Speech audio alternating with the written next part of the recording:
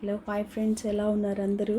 ఇవాళ మీకు ఎగ్ బజ్జీ ఎలా చేయాలో చూపిస్తాను రండి. ముందుగా ఎగ్ బాయిల్ చేసుకొని పక్కన పెట్టుకోవాలి.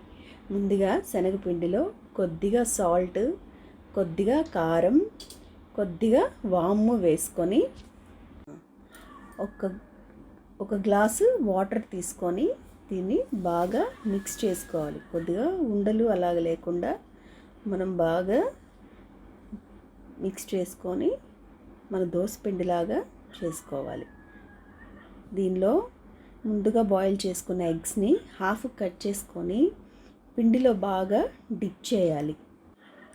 దీన్ని బాగా కాగిన నూనెలో వేసి బజ్జీల్లాగా చేసుకోవాలి.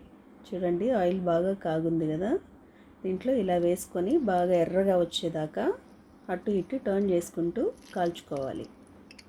చూడండి, ఎంతో టేస్టీగా ఉండే ఎగ్ బజ్జీ తయారైపోయింది. చూసారుగా tasty egg bajji. Thanks for watching. See you next video.